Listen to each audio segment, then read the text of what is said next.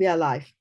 Hi, everybody. Welcome to the EdTech Web Innovation Week.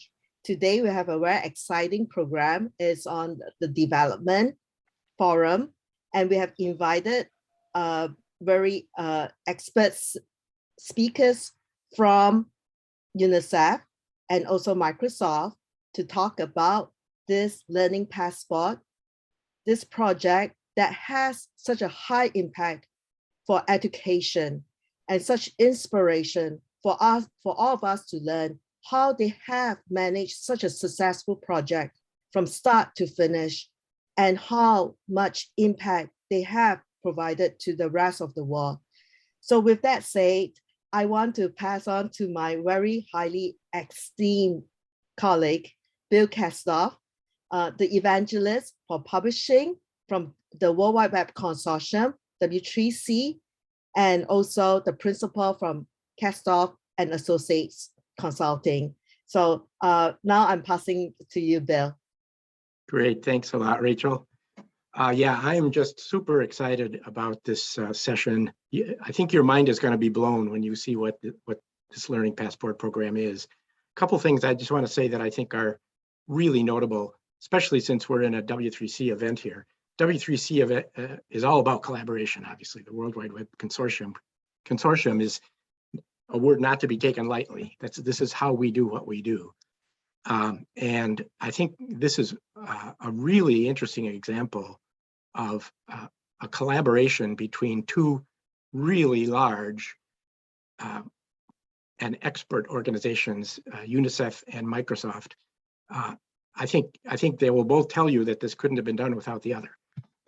And the fact that there is such powerful technology under this and such a global reach, I can't imagine any other organizations could do this besides UNICEF and Microsoft. So that's a very cool thing.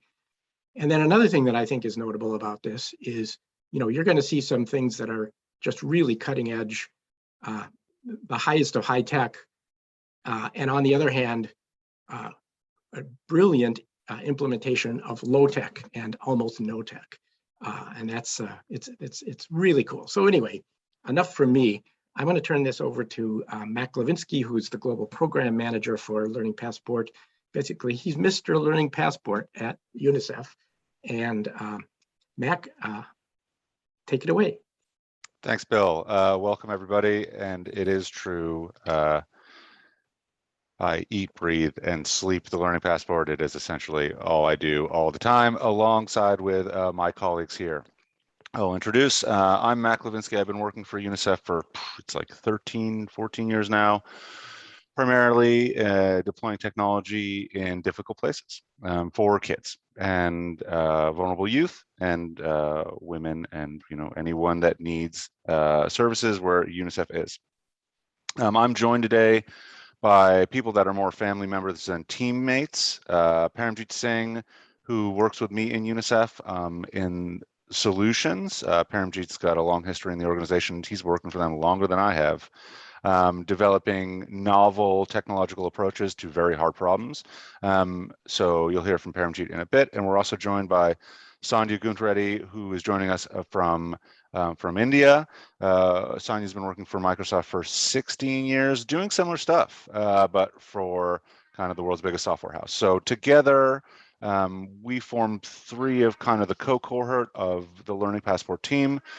We're going to run you through kind of what we're doing. We'll show you some cool videos, but really we're going to dive into some of the technical models that will hopefully get this audience excited about some of the ground that we're breaking, some of the new things we're doing, and some of the people we're doing it for. We don't want this to be a really kind of stilted presentation where you listen and you kind of check your email and you log off. This is meant to be a bit more of a conversation. We have a chat here that Bill is going to be expertly moderating, and we feel free to pepper us with questions at the end. We will try to have some time for questions. We want to hear from you guys. We're really interested in both enlarging or both broadening the people that know about the Learning Passport, but people that are interested in getting involved. There's a number of ways to do that. And so this is a problem. What Sandhya and Paramjit and I are trying to do is a huge need. It's a massive problem, and the more people around the table, the better. So we're really welcoming anyone to contribute your expertise, knowledge, or just ask questions and learn. That's what we're here for today. So we'll kick it off quick with a quick video that's very UNICEF kind of uplifting that we'll play for you, and we hope you enjoy, and then we'll jump into some of the content. Thanks.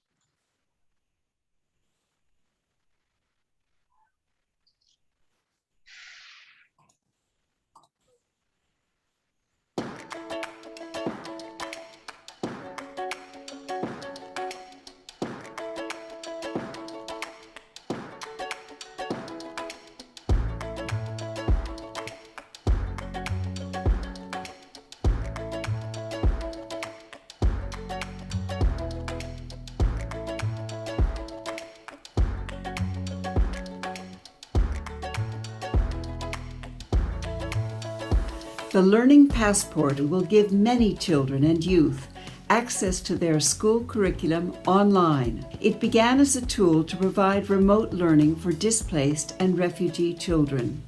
And now we're expanding the platform, opening it to school districts around the world, which have closed their school gates to halt transmission of the virus, are the first to join. The Learning Passport helps children in 3 ways. 1. It helps children continue learning no matter where they live by providing digitized curricula with textbooks and other content in their national language. 2. It captures a record of the subjects that each student learns and allows them to carry that achievement with them. And 3. It provides routine and structure for young people at an uncertain and scary time. I'm excited about the Learning Passport. Now I can learn everywhere and anytime. It's not like every time a teacher has to be in front of you for you to pass, but you can also do it on your own.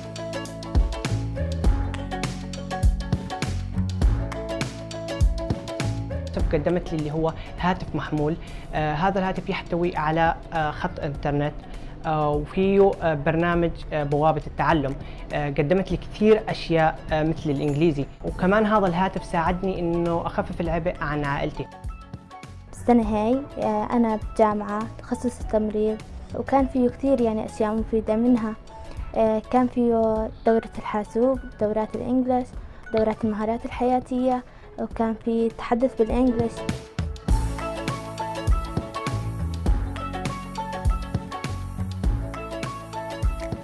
Now able to learn at home as I study to pursue my dreams of becoming a doctor.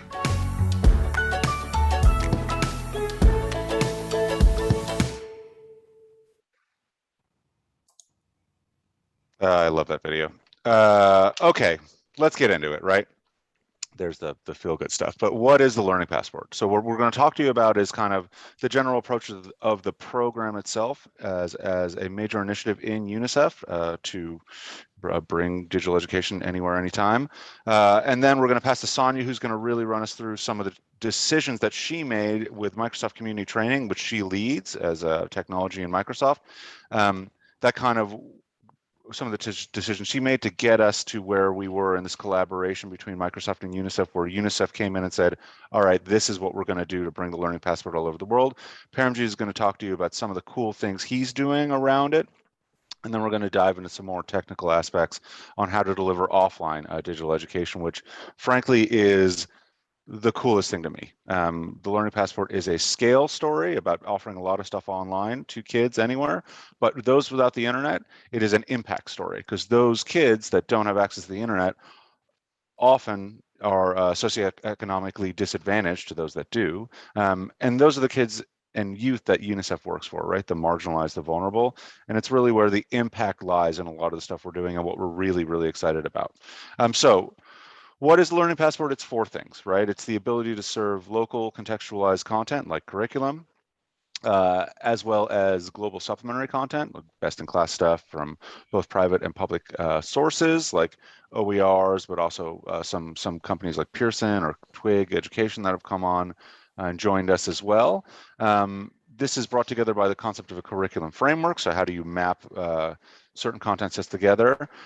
There is, as with all of UNICEF's education program, a supportive environment, psychosocial support, social-emotional learning, very important things in terms of the learning experience of a child. But what we're here to talk about and what it really is a tech platform.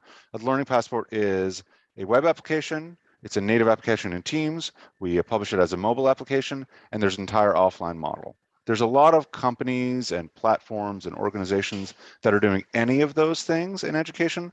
We're the only ones doing all of them in a meaningful way and with some novel approaches. So we're really excited to get you excited about that. Most of all, it is flexible and customizable to a lot of different needs and a lot of different use cases. In the beginning of COVID, we were working on really trying to crack the offline problem of Learning Passport, but we realized we had a really highly scalable online tool that we could use. In a very UNICEF way, with the leadership of UNICEF, the executive director and the CEO of Microsoft, Satya, who Sandhya works for, we said, hey, we think we can make this available. It's COVID, everything's uncertain. A lot of kids don't have access to learning now that they're at home, right? Schools are closed. It's like 1.6 billion kids at one point. It was this tremendous number. So we said, okay, we can make this available. UNICEF offices, who's interested in delivering your formal curriculum, right, with kids out of school?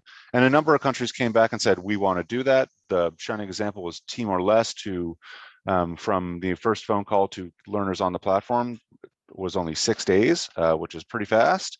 But a number of the other countries came back and said, yeah, great idea, formal, but we want to do stuff for early learning. We want to do stuff for teachers. We want to reach youth and adolescent with skilling content. We want to train people technically. We want to even do professional development. So what happened from there is that we have Learning Passports all over the world delivering different content sets to different people. There are 13 countries live. There's another 25 plus in development. No two are the same. The Learning Passport serves local content everywhere in languages that those learners understand with concepts that they are familiar with, right? So there aren't even a lot of Learning Passports. There is Educatrachos in Honduras. There is Escola Bauma in Timor-Leste. I'm not even going to try to pronounce the Somali name. In Zimbabwe, they have their own Learning Passport. So what you see here is a broad diversity that represents the different sets of needs in different countries of kids, right? And that's really what we're all here to do and what we kind of wake up in the morning to do. We meet them where they are, right? We are device agnostic. We can run on anything with a browser, so as to eliminate as many technical barriers as possible to keep kids learning in this incredibly uncertain time. And, you know, we may all be in New York and you may kind of think that the pandemic is ebbing, but I can easily remind you that it is still on fire in a lot of the world, and this will not go away anytime soon. We see this as a persistent vehicle to reach kids where they are with things that they understand and content that's relevant to them. All the stuff is curated locally. It's even national or localized and adapted locally, so as to really offer tailored learning experiences for kids anywhere. I'm going to pass now to Sandhya, who will hopefully tell you a little bit about herself first, to talk about Microsoft Community Training, which is the technology underneath the Learning Passport, and really kind of the meat of a lot of the stuff that we do as we reach kids around the world. Sandhya, thanks. Over to you. Thank you, Mac. Thank you so much for the introduction and setting that context. Really appreciate that. Just to repeat, I'm Sandhya Guntreddy. I'm a principal group manager based out of Hyderabad in India, working for Microsoft for the last 16 years.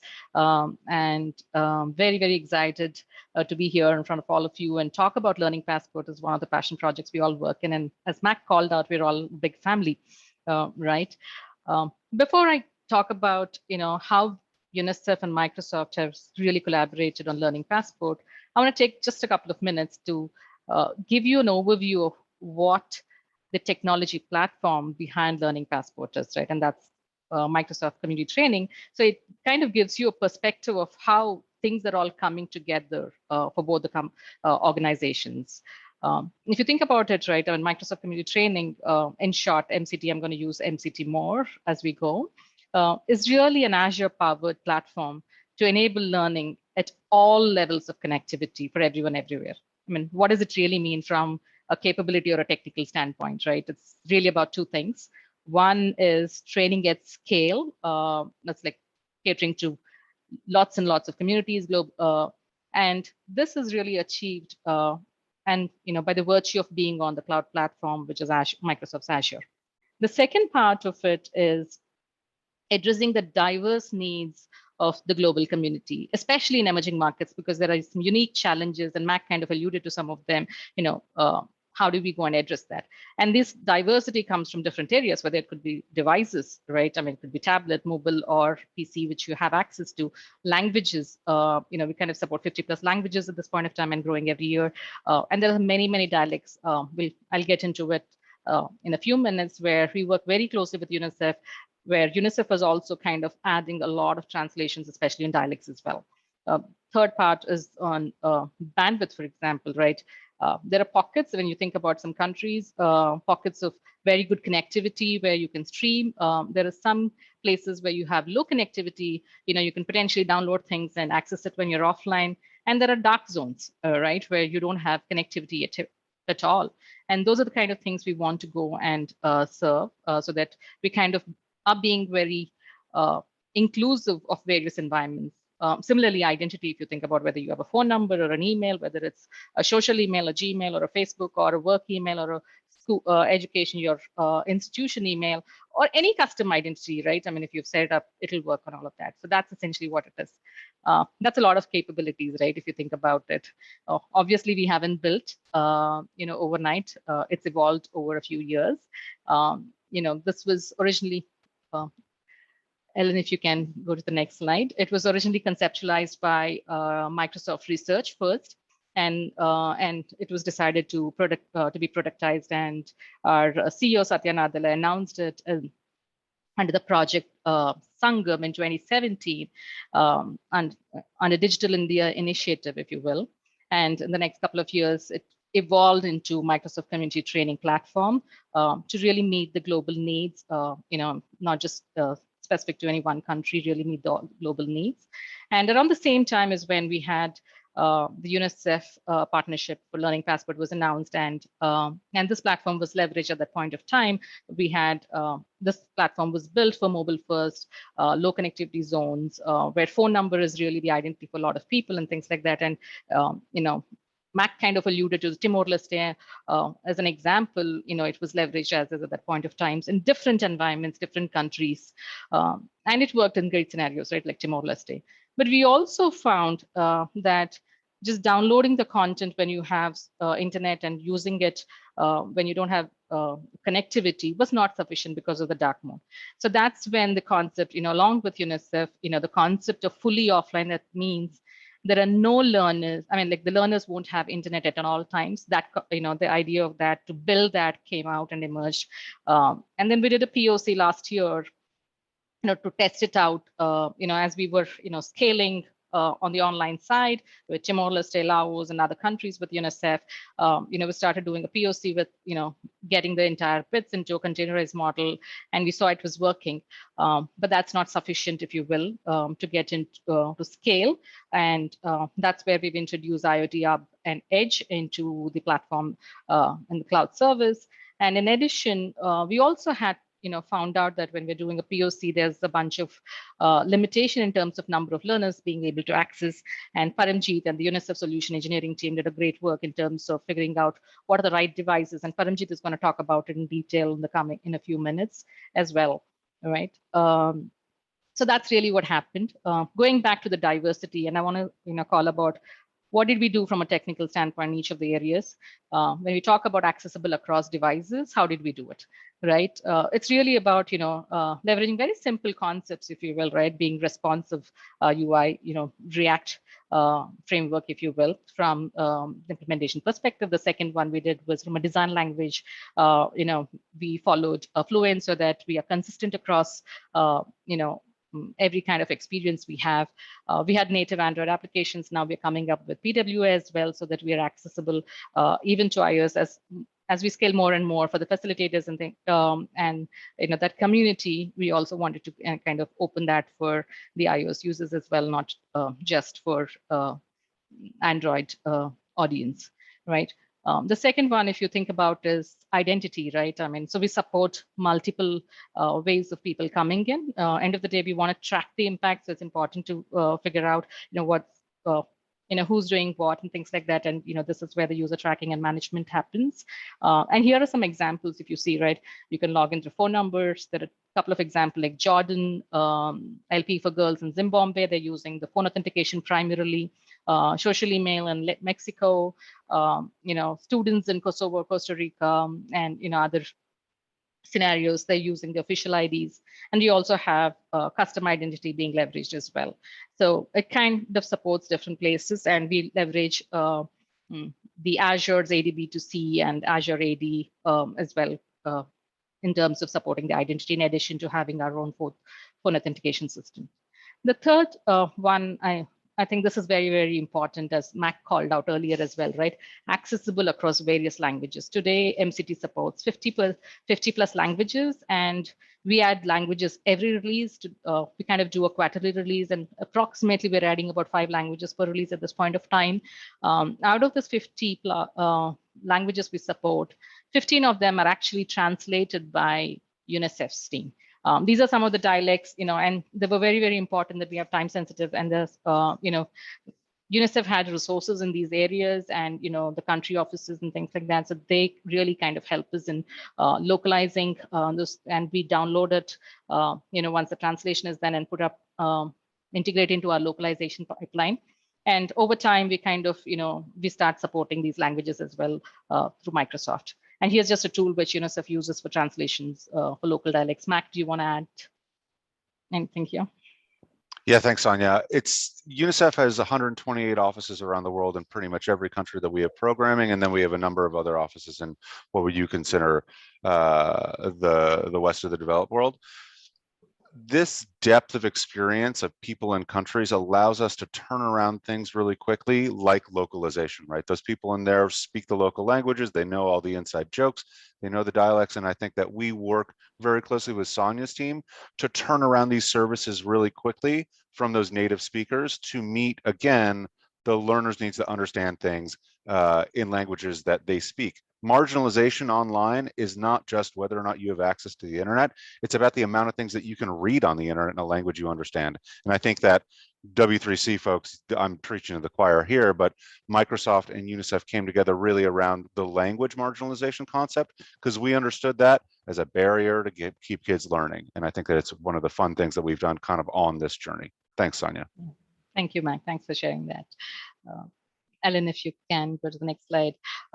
I think this one is really about accessing across different endpoints, right? There are different ways when you think about, we've talked about a standalone application. You can leverage this in a browser or an Android application, or you can integrate with Teams. I think Mack kind of alluded to. It's very, very powerful when you think about integrating the curriculum, right, with Teams, where you could use the very, very in-depth experiences of chat, communication, Teams, and have the curriculum management from MCT coming together, and user management, which is happening around Teams and AD. Similarly, not just with Teams, you could also integrate with your custom applications. Suppose there are existing applications out there, going and really marketing a new application is much, much tough. I think most of you know, creating is one part of it, and making sure it's accessible and make it really available and people knowing about it is also tough. So if you already have an existing application, or you can integrate MCT into it, it's white labeled, so you can add your branding, everything together. And that's just an example out there on the third scenario as well. So you can leverage MCT wherever you want, different entry points. Now, those are capabilities which get kind of talked about, right? So let's just dive deep into a little bit into the architecture behind it, right? So as I mentioned, it's an Azure. This platform is built on top of Azure, and everything what you've seen is deployed in the customer's Azure subscription. What does it mean? It means that your user data, the privacy, the security, it's all yours. It's not, nobody has access to it, right? If you're in a country or somebody using here, because it's a lot of education data and there's minor data and all of that stuff. So if you have full control of all the data you have, whether it's users or it's content, we support custom content. Anybody can, whoever's using your Learning Passport side. I mean, Learning Passport brings in a bunch of content. Microsoft has some free digital literacy courses and a lot of content as well. They can be leveraged, and if the local country or an institution wants to add their own content, that can be leveraged. So that is again isolated in their own instance as well. So the IP is with them, if you will. So that's one which comes in. The second part of it is, Ellen, if you can go back to the previous slide. The second part of it is, we're leveraging, there's identity providers with ADB2C, which I talked about. We use Azure Media Services. Today, if you think about learning, right? I mean, all of us have the attention span for most of us has reduced over the years, and people love videos, and micro learning is huge, and we kind of support all of that, and we leverage Azure Media Services behind the scenes, and any content. Especially for media content, we leverage it, and we kind of encode it in multiple resolutions, right? I mean, SD, there are about 7 or 8 from 130 to 1080 or 1380, HD, Ultra HD, depending on the network bandwidth we have. We kind of stream. AMS kind of helps us in that. When you think about storage, we have the content stored in Azure storage, if you can see it on the left, and the progress tracking in the SQL server. We have built in the insights. We use applications insights for monitoring, and you can get the data in together. But if by default, there are some analytics which are there within the MCT itself. But if you want much more deep impact, we also have enabled Power BI, and UNICEF has done amazing work out here, especially on impact measurement, right? So they've taken the data across and built in great reports. And if you have any questions, feel free to put it in the chat, and we'll try to answer later. And I'll hand it over to Paramjit. How UNICEF's team, the solution engineering team, kind of leverage the architecture, what we've built, and built on top of it as well. So Paramjit, over to you. Thank you, Sandhya. Welcome, everyone. To start with, I'm the lead solution engineering at UNICEF, been with UNICEF for 19 plus years. I'm passionate about making digital products and services that deliver sustainable social impact. With that said, back to the presentation, I'm going to be covering are 2 sections. One is how we are leveraging data from Microsoft community platform to measure and assess ourselves. And second part, which we will cover later on, is on the devices and how we worked together in collaboration with Microsoft around offline devices. So to measure the impact of Learning Passport program, we implemented custom solution using Azure services to automate data extraction for Learning Passport instances. As you know, as Mack mentioned, we are hosting around 13 plus and more countries as they're coming up. From UNICEF perspective, we needed a consolidated view so that we can measure ourselves well, how far we are reaching it. This solution enabled us to capture the user behavior data across all our instances, which we are hosting, and provide the data to our education team, as well as our partners and country offices, which gave them the ability to quickly identify the challenges which we see based on the data gathering and the metrics with the user engagement, and as well as course correct both at the global and country level. We build a lot of custom dashboards using Power BI to provide us metrics per UNICEF KPIs, which allows us to identify the reach of Learning Passport to marginalized kids, marginalized children, and also providing additional detailed data per country context, which is unique requirement for UNICEF because all our programs operate specific to country context. So we want to make sure all our measurements, our assessments are done in detail. Ellen, please move to next slide, please. Yeah, thanks. So sorry, the previous one. I didn't notice you changed it. Yeah, so that slide showed a few of the dashboards, custom dashboards we have implemented, measuring the UNICEF KPIs around the Learning Passport platform. Next slide, please. And the next one.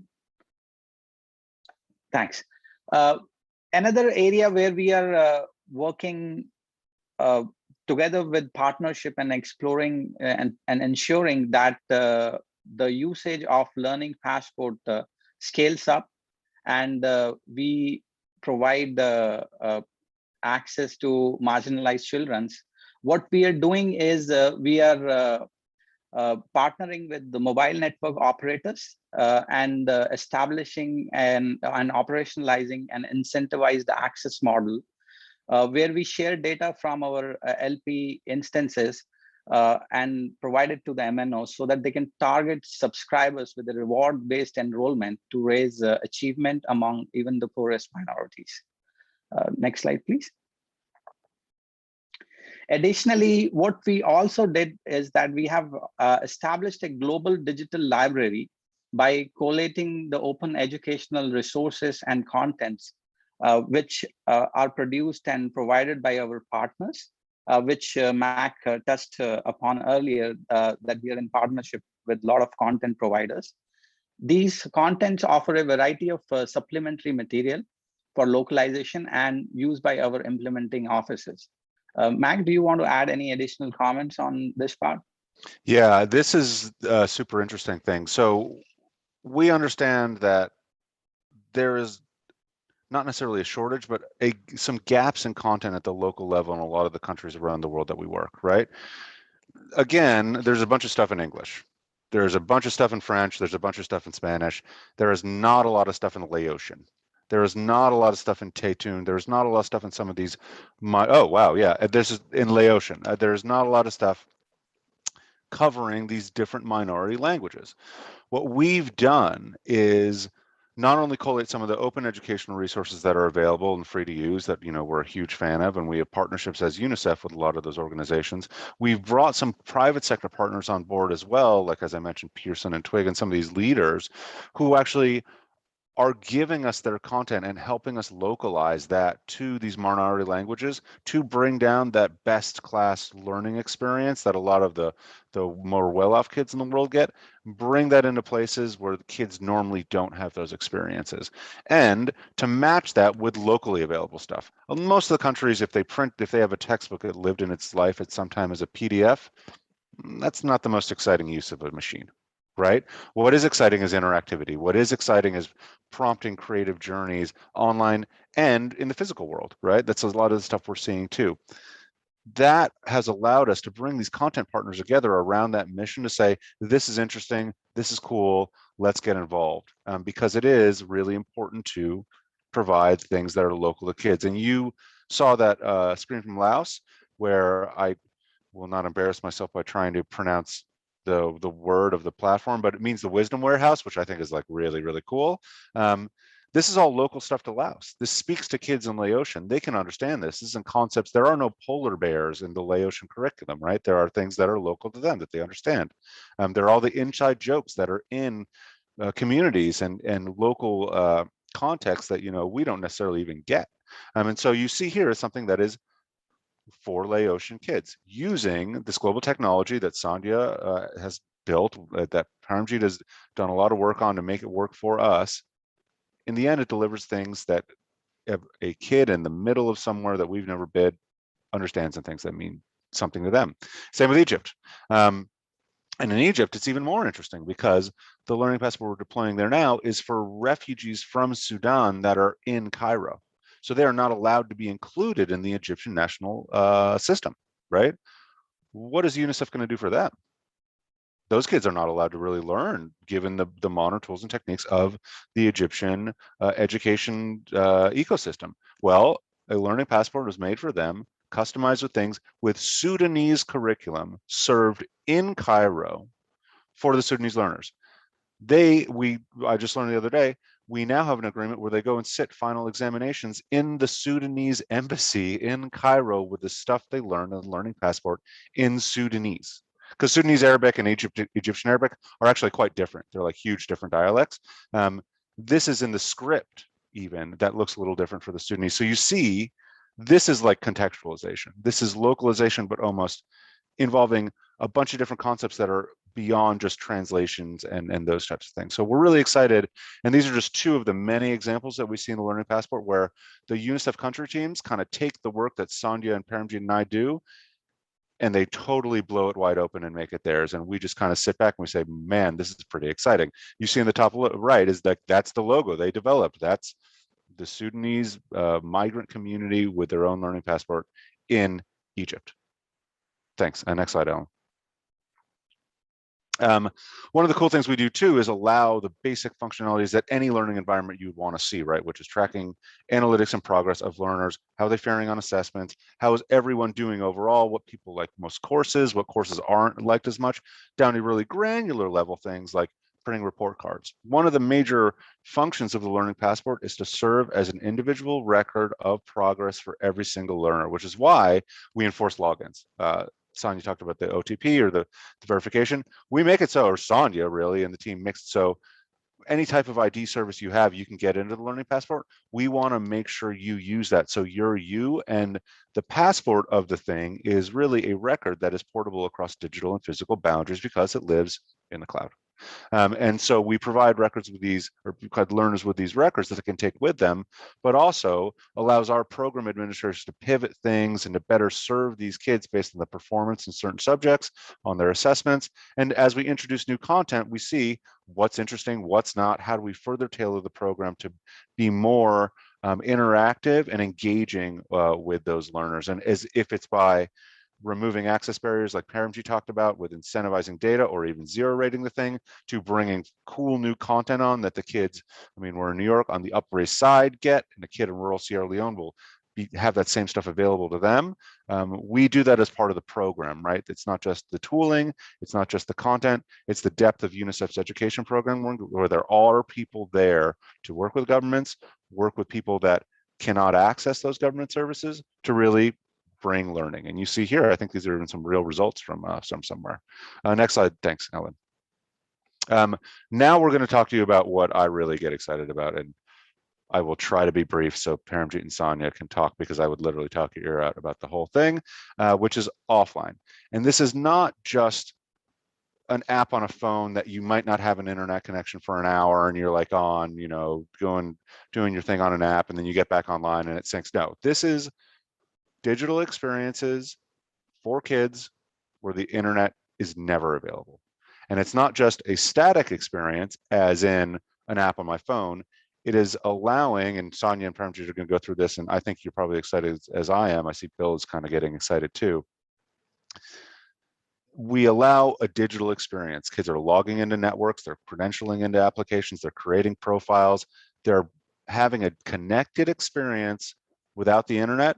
And this is really important here because a lot of the stuff we talked to you about before lacked a really significant dimension of equity, right? And UNICEF is an equity shop, it's in the mission.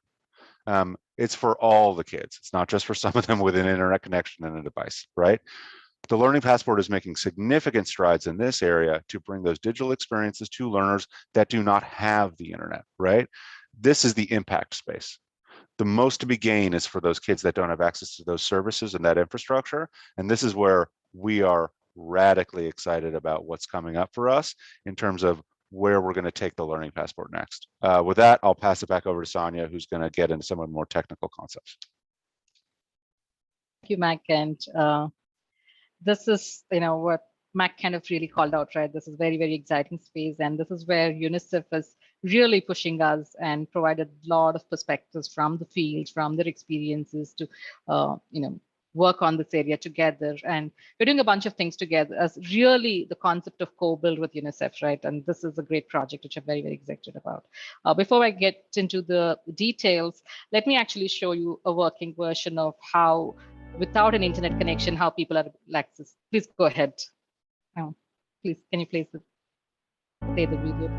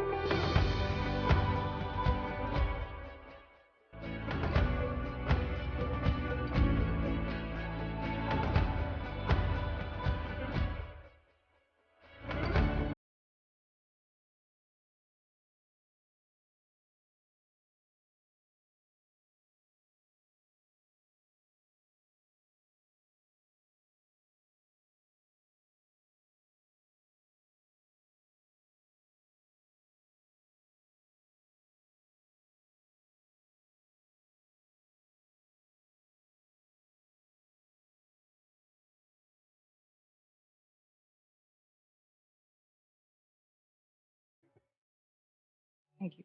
As you could have seen in the video, right? I mean, you've seen in the starting, there was no internet connection. You've searched, tried to, search, and there was nothing. And you went in and saw a video was being played. You were able to see some documents being leveraged. There was stream. It is very similar to what you would see when you are.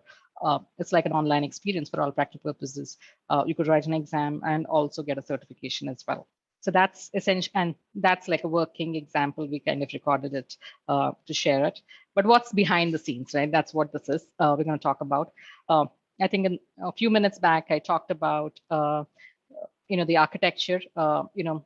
Last time, everything in the green gray box. So that's the MCT online instance on the left box. If you see, that's what it is. If you look at the online world, there's Azure Cloud, and so that's one part of it. The biggest addition we've done is really the introduction of Azure IoT Hub, right? And that kind of helps us in terms of scale management, in terms of device management, and it helps in Edge sync, Edge and the cloud sync, if you will, right? Each device is really the Edge. And the Edge devices could be multiple, and you could have, a great, you can set up a nice configuration in terms of a parent or a child Edge device. If a parent has some connectivity at some point in time, at least the progress can be tracked. And if you have new content coming in, you could actually push it as well into the Edge devices. And then the learners can connect to these Edge devices through SneakerNet. That's essentially what it is. Where there is no connectivity at all, even for the Edge devices, you could also sync everything through a USB stick, as simple as that. You could add content, or you can also take, take in all the progress and put it on the USB stick, and then we go and merge it back into the cloud so that we can go and measure the whole impact, if you will, right? If you go to the next slide, I want to really talk about how did it all evolve, right? I mean, and we're still in the starting stage, for all practical purposes. I just want to share, what has happened so far. And there is obviously a bunch of challenges and things which will work, and Paramjit is going to talk about in a few minutes as well. So what you see in the first one is the offline functionality in low connectivity zone where you could download. So what we did to ensure that this can run with no connectivity, we did a POC, as I mentioned last time, in 2019. That time the system was, the whole bits were in .NET framework. We've containerized with Dockers. That's what we had. And what we've seen is at that point of time, I think the entire package was about 10 GB, and that was very, very huge challenge even to go and deploy them in the system. That was one issue. And the second part of it is being OS agnostic, right? I mean, we also wanted to make sure have some low-cost Edge devices, because that's going to help us in really scaling. So we wanted to support Linux and other operating systems. So that's one of the reasons why we changed the entire platform from moved from .NET Framework to .NET Core. Obviously, it will help us in other advantages as well in terms of capability. So that's one. The second part of it we've realized is the scaling part of it and device management. So that's where we kind of introduced the IoT Edge system into the place, so that IoT Edge kind of really helps us. I mean, it brings in the needs of what the platform really requires, or the scenario which it requires in terms of device management, if you will, right, and provisioning, all of that.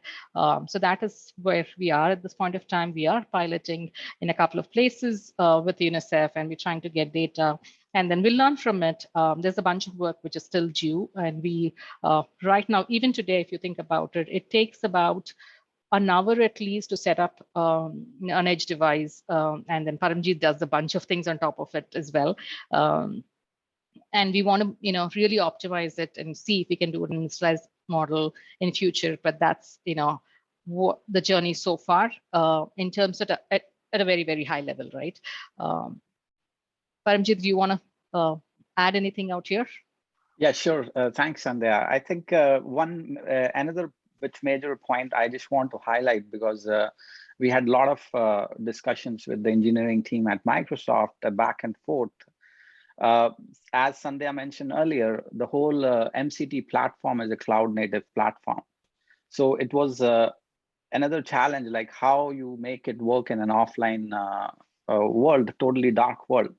So what I think during the discussions, what we realized was, if you can't bring the kids to the cloud, why don't we take the cloud to the kids? So that's where Very this good. Iot Edge came into picture. So basically what we have achieved as partnership is that we took the Azure cloud to the edges and far reaches of the earth where there's no cloud, but this device can act as a full cloud. You can do any number of things on those devices. To the next slide, please. So, so now we go to the underlying parts, how this whole thing we have implemented, which we are piloting. As you see in this architecture diagram, the offline deployment provides access to the locally hosted learning passport site on the device, on the edge device, through a local Wi-Fi hotspot in offline as well as connected mode. So the user never leaves the device when they're accessing the learning passport site. And the locally hosted LP site resolves to learning passport.offline domain, which we have standardized at any site you want to access. That's the domain which will resolve local to the device. These devices, we configured them with the customized OS image, plus, of course, the Azure IoT runtime, which is required to run the modules for Azure. They also have the ability to act as a router if they have a ISP connection. So the users can access the sites, the offline sites locally with the offline domain. And if they want to go and access internet and there's an internet connectivity in that remote position, the device allows the children to access internet, as well as the device can sync up with the IoT hub to exchange the data metrics it has collected, or pull any content updates which it needs to pull down. This one key difference which we went and we implemented is we used the external access points to provide the Wi-Fi hotspots for end users. The reason, even though they are a little bit additional cost on top of the device and additional power requirements, the reason we went with external units was to ensure that we can support large number of concurrent users and also provide a much longer range, which is not feasible with the embedded PCI Wi-Fi adapters, which you get in these small devices. So we implemented these external access points, which can support up to 200 plus concurrent users, as well as provide a coverage in an area of 300 meters.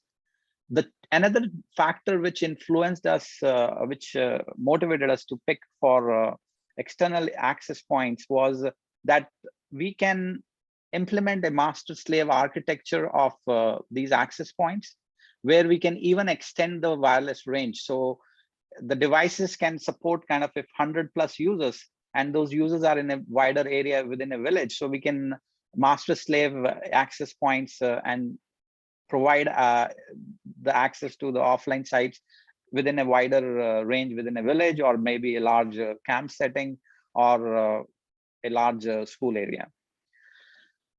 Next slide, please.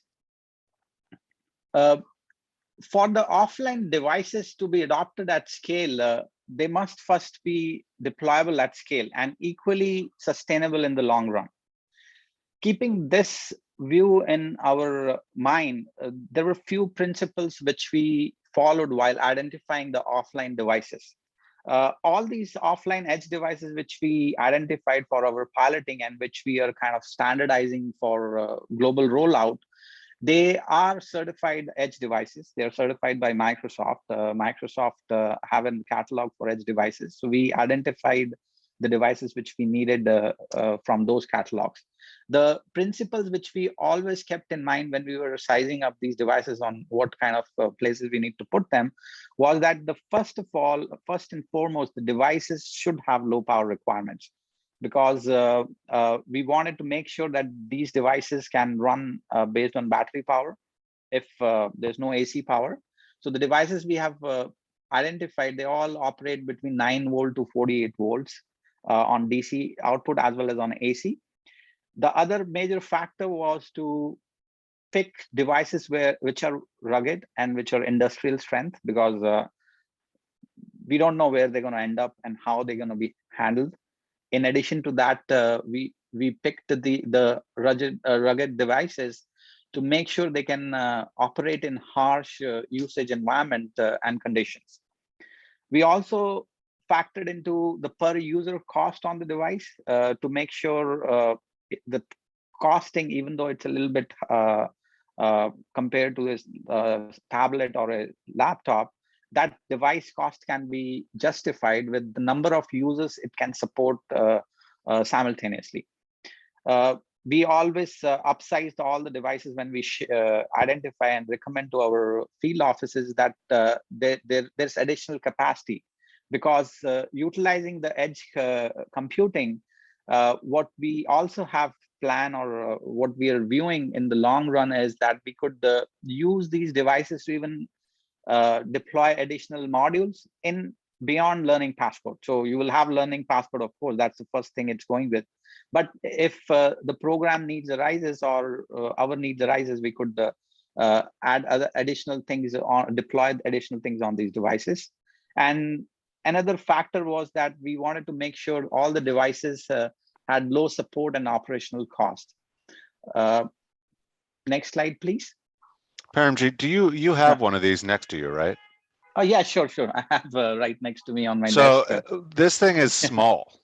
Like, yeah, I'm gonna be the happiest guy in the world. We're gonna nail this into a tree one day in the middle of somewhere, and because school can be under a tree, right? I mean, yeah, we are gonna nail this into a tree and create a network, and kids will go to digital school in the middle of wherever, on using a device like that. And Paramjit kind of breezed over the fact that we tested 96 concurrent users streaming video, which is the most taxing thing on a device, and it pulled like 8 watts or 9 watts, right, Paramjit?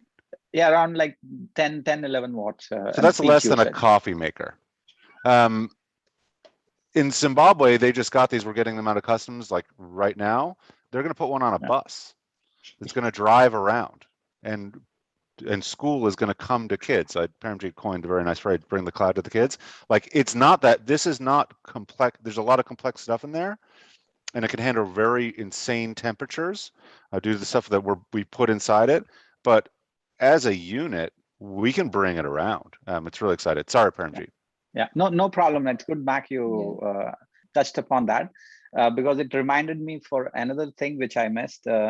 All the devices which we are identifying for our implementation, they have PoE modules, that is Power over Ethernet modules. So they can power the AP unit also. So we don't need the additional power outlet for the AP unit. You just plug the LAN cable to the AP unit and to the edge device, and there you get your access point in middle of nowhere. And you can access Learning Passport, watch videos. I tried to even upload up to 4K and 8K videos on these offline devices so that I can see how they look, kind of if I can stream it or they stand it. So luckily we can load 4K and 8K videos, and it wonderfully streams them through the Learning Passport platform. He's burning my storage, but yes, we can do that.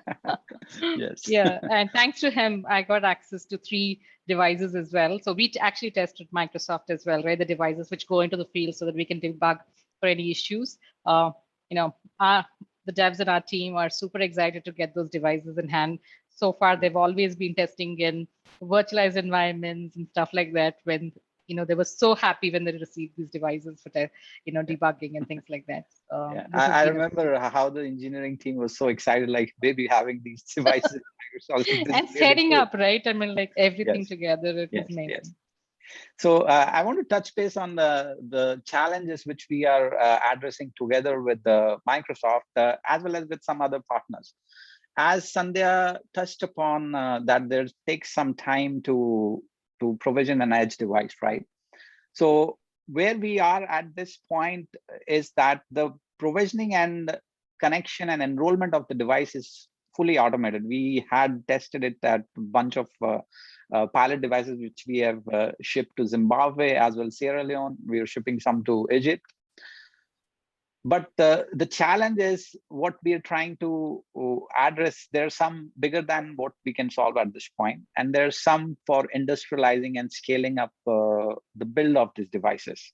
So that's the major time which we are spending at this time, is imaging that device, installing an OS image, putting custom configuration. So going further, some of the other key challenges that we are addressing together with Microsoft are around one is the attestation of devices. So we tried using X509 certificates to attest the devices so they can link to the IoT hub. What we found out is that will not sustain the way we operate in the world with multiple countries, and within each country, countries want multiple sites. They want separate site for youth, separate for primary kids, separate for teachers.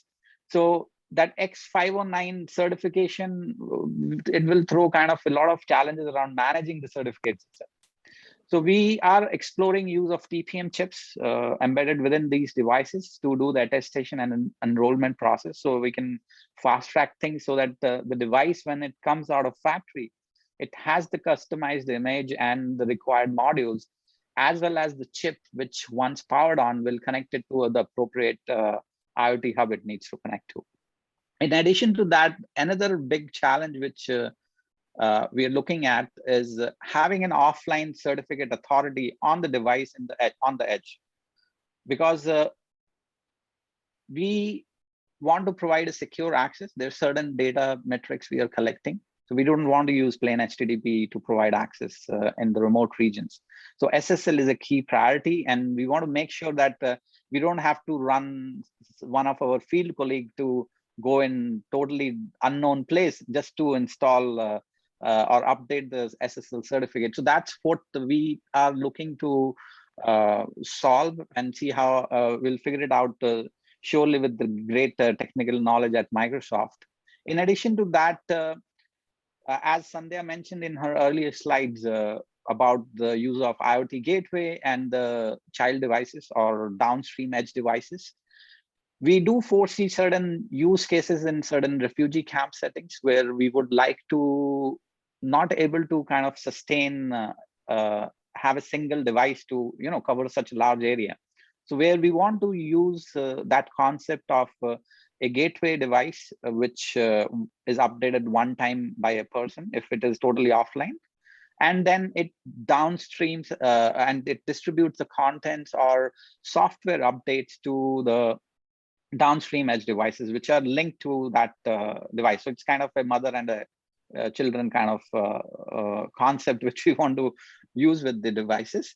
And the biggest puzzling piece, or I will say biggest challenge in my view, is the identity portion. The great minds at Microsoft which are trying to solve that problem. We had discussions with them.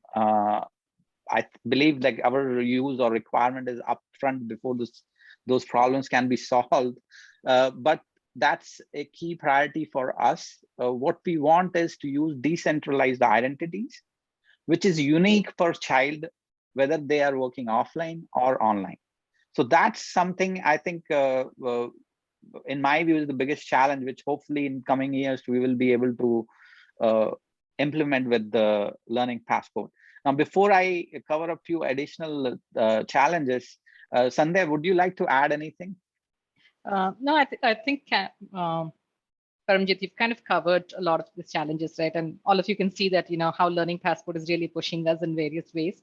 There are a lot of, Azure kind of supports a bunch of these things, and we can leverage it. But to really build, customize for the scenarios, we have to work on top of it. For example, where Paramjit talked about the parent and child relationship, IoT Hub kind of supports natively a little bit, but we still have to do a little bit more work in terms of ensuring that the data sync happens properly, content on one side and the progress on the other side, and, merging that, right? And those are the things which are, making sure it works for a scenario. So there's a bunch of work which is required from a scenario perspective. Some of it we are trying to solve as we go at this point of time, and some are probably going to come in a couple of years, if you will, right? So at this point of time, I would say we're just getting started, and there's so much we have to do to really create an impact. And thank you so much, Paramjit and Mack, for a great partnership. Thank you, Sandhya. So in addition to that, there are a few things which UNICEF is taking the initiative from our side to ensure we can sustain and scale this whole offline model within the programs, the Learning Passport program. So what we are doing is we are establishing partnerships with the hardware vendors. We are exploring those partnerships so that they can take over the building of these edge devices customized for Learning Passport, and then ship it straight to the country offices or the customers. In addition to that, we are also looking to for solar power packs so that we can give the offline as well as the power generation together with the offline, so that it can be deployed in places where there's no electricity. That's it from my end. Over to you, Mac, for additional insights. Thanks. And this is just before you jump in, Rachel. Here we have a learning center in the middle of Sierra Leone, far out of Freetown, that is running the offline Learning Passport. You can see that all those computers are at different stages of the application. So this is everyone's connected to that hub device. Learners are on their own journeys. It's really excited, and kind of, I think as Sandhya said, we're just getting started. So thanks to everyone for listening to us today. Hope it was as exciting for you as it was for us, and happy to take any questions or any comments anyone has. I was about to say, first I'm jumping in together with Bill to moderate some of the Q&A. This first is so exciting. I was about to tell you guys, do not stop, just keep on going. We are now in a virtual world, and you have manifested within this last 1 hour how everything comes together. There are lots of questions on the technology pieces itself and the challenges. I think that the biggest non-problem is actually the web and the web technologies, right? You know what I mean? That other things are the thing, and that you are trying to piece together, and the presentation was very well put together. I just want to ask a very first a question, and then I want to drill down a bit more on the implementation, the operation perspective, which some of the questions are asking from the audience. Oops, can you hear me? Yes, Bill. Yeah, yeah.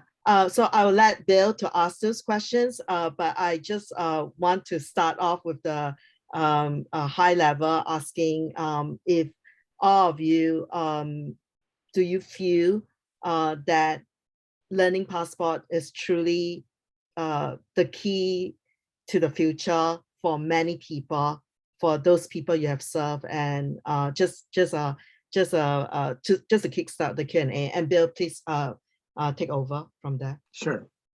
Sure. Well, keys to the future is the theme of this whole week. So you guys are an excellent example of that. Any comments on? Yeah, I think there's a future that we all want to see, and there's a future that is, right? So I want the internet to be everywhere. Some Paramjit and Sandhya, like that, we live and breathe the internet, right? But it's not going to be everywhere tomorrow. So what do? Do you leave kids behind that don't have access? No. So the future that is bringing digital services to kids, so then they are ready when the internet eventually comes. Like, again, the concept of digital readiness, being able to find a network, understanding what credentials are, how an application works, that's a key thing in an individual's life as they're ready to be connected. And I mean, furthermore, the internet is kind of a scary place, right? The first time a teenager gets on Google, they're not looking up how to do their math homework. I mean, you know, they can be in the wild, uncharted areas of the internet. What we're really trying to inculcate is positive digital behavior, and we can even teach digital skills. We can teach safe online behavior to kids that have not even gotten online yet, right?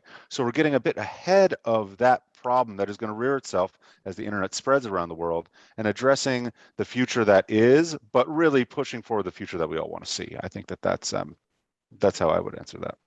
That's fantastic. You know, I have to say this fantastic presentation, and you know, putting on my W3C hat here, you know, my focus is on the publishing aspects and how publishing relates to the web. But so this obviously hits a lot of points in my world, but you're hitting things all throughout the W3C. You mentioned decentralized identifiers. There's active work happening on that right now. Internet of Things, et cetera. Just almost everything you mentioned, there's a working on. So you know, this would be just an incredibly rich testing ground for tons of stuff going on at the W3C that you're already working on. Yeah, and it makes sense to us, Bill. Comment.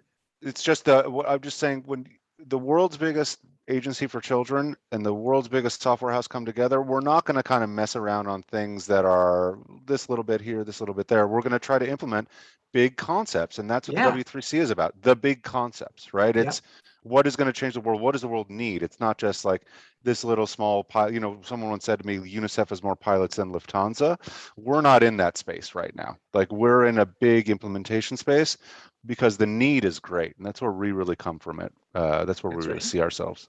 Yep, and you know, in terms of passing on the questions, because we're going to run out of time here, I will have to say that as I was accumulating the questions that were coming to me over the chat, it was actually uncanny that I would write down the question, and then 2 minutes later, you would answer that question in the context. That's Sandhya and Paramjit entirely. They're the ones. Yeah, that, so you actually did answer most of the questions, but one other kind of global thing from the W3C point of view is, you know, there are all these very specific things being worked on, but there are everything that is being worked on, or everything that becomes a recommendation, whether it's decentralized identifiers or IoT or EPUB or whatever, all have to get what W3C calls the horizontal review. And that's making sure that all of these standards address accessibility. They all address privacy. They all address security. They all address internationalization. And man, you get a gold star on all of those horizontal review things. You're a perfect example of that's how it ought to be done. So anyway, well, I mean, the thing is, from us, it's like we would have gotten fired if we didn't consider that stuff, Bill, to tell you the truth. Like, we're principled, the really principled I mean, UNICEF, gosh, like we have to conform to international mandates, right? We are founded on international conventions. We have rules and laws. Like, we sign an oath. Paramjit and I literally sign oaths when you join the organization that talks about these things. Sandhya, Microsoft is a leader in this field. She would have gotten in deep, like, I know the people that she works for, she would have gotten in deep trouble if this was not considered. So we, of course, come from a personal motive, but the organizations that stand behind us are bought in entirely to these I would say almost like ethics in the way that we approach technology and how it works in the world. And it just so happens that what Sandhya and Paramjit and I do is bring these things to kids that don't have access to much at all. So we lead with the best stuff. That's really what I think that we're trying to do here. It's not just here's like kind of the sideshow, here is kind of like, here's the throwaway, here's some recycled thing. That no, we want to level the gap of access with quality things from the kids in the Upper East Side to kid in rural Sierra Leone. They get the same stuff, right? And that is adhering to the same really important principles like accessibility, localization, whatever, right? That's what we lead with, and that's built in. And again, that I think that's the strength of UNICEF and Microsoft, right? We're not going to just do little tweaks here and there. We're going to try and kind of change the world, because that's what the organizations are founded on and what keeps us going, and what Sandhya and Paramjit and I would get fired if we didn't do. And if I may add, right, I think it's there in Microsoft, you know, as Mack beautifully said together, right? I'd like to just add that the vision mission for Microsoft is really about empowering every person and every organization in the globe. And it's, you know, it's so nice to see. And that's one of the reasons why we're able to work so well together. It's ingrained, it's bread and butter, breathe privacy, security, inclusivity. You know, when you saw the presentation, whether it's from, you know, Mack and Paramjit or from me or anything, it's about being inclusive. How do we provide equitable access? And that's where, and that's why we are working on this project.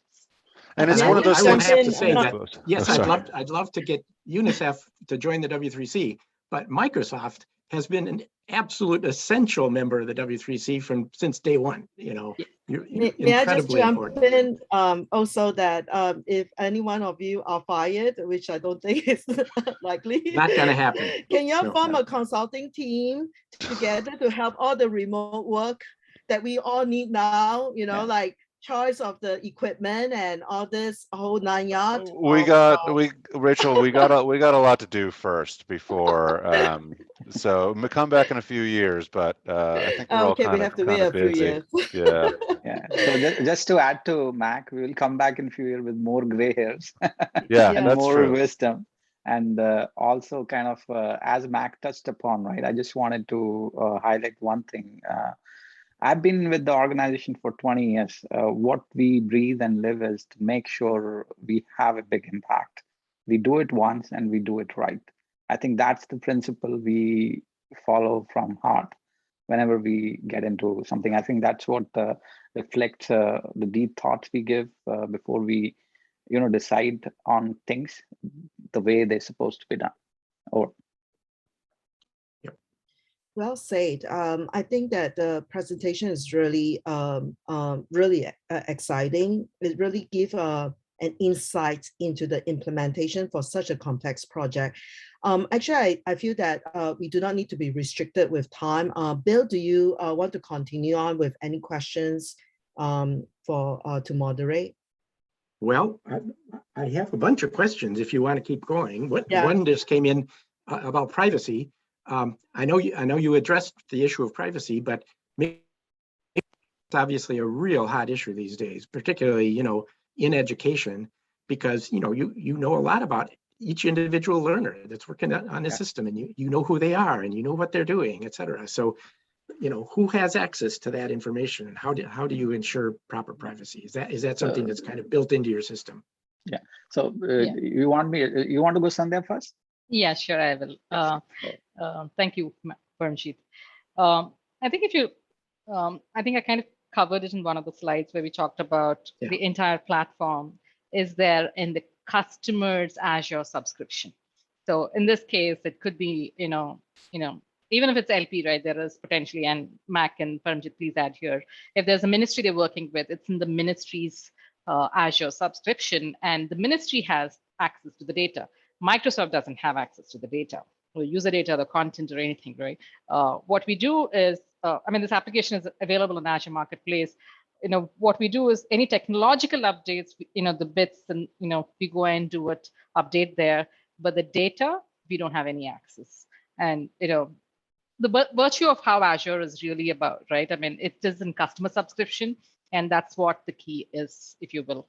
So privacy and data security, both of them, right? So we don't have any access. And Mack, you want to add?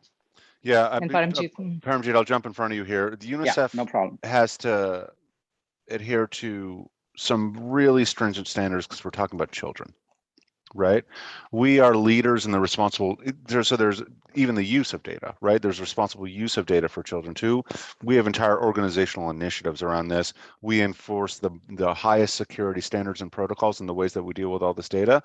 And we don't we don't give it away. Like Paramjit will talk about a lot of the structure in this, but we're the UN. There are policy frameworks, there are rules, there are guidelines. We can only do certain things with them. And one of the things that Paramjit's doing right now is a secure pipeline to governments for their data of all the users in the Learning Passport, because frankly, this is their stuff, right? So we understand that we have an obligation to provide this to states. But in some places where there are children in conflict with the state, some of those marginalized kids, we have provisions around that too. So all that to say is that we take this deadly seriously, and it is something that UNICEF, I think, is a leader in the UN in general around about the use of data for kids. But Paramjit, over to you, please. Yeah, thanks, Mack. Just to touch upon the points which Sandhya raised as well as Mack highlighted. If you reflect back to the presentation, what we have done is we do pull data out of our LP instances because the government's demand, they need in details our learner progression so they can keep track. But we don't pull everything out. And in addition to that, what we have done is we created a data hub, which is controlled and governed. We pull data out of our instances, secure it within that data hub, which is we're utilizing the cloud services. So we ensure the data privacy and other technical options available on the cloud are implemented on that data hub. Beyond that, when we share with our partners data, in addition to what we are using on our dashboards, we are utilizing our standardized way of sharing. So we load files into our ECM from where whoever needs access, they get a two-factor authentication before they can even consume the data. And that access is only given in a controlled manner to the people who want access. And that also, we're not getting everything out of the database, whatever selected parameters they need for analyzing. So it's kind of it's not raw data, I will say. It's extracted data, what is needed for them to complete their analysis and course correct their programs or plans. And these are governments, right? These are members of ministries of education. And then Sandhya and I have a lot of big headaches talking around what national data legislation that we have to conform to in the deployment of LPs in different places, right? There's a new law that just came out, or that's going to come out in Nigeria, for example. Sandhya and I are racking our heads to talk about how we're going to meet that law when it is in effect. So we're not even waiting for it to come. We're saying, here's how we're going to architect the solution. So we have the global provisions, the UN standards, all the stuff that we sign up to do.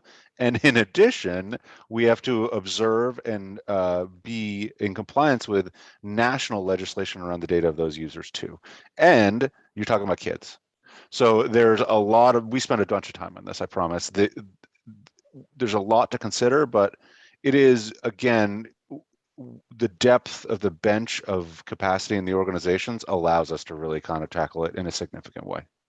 You know, you just hit on what was going to be my next question, which is kind of a broad question, is as you're working with folks in each of these localities where you're implementing Learning Passport, to what extent are you dealing with educators, and to what extent are you dealing with government?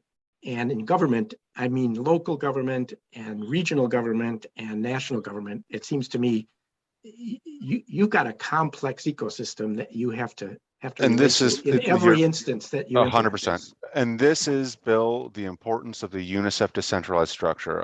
Paramjit and I do not make these calls.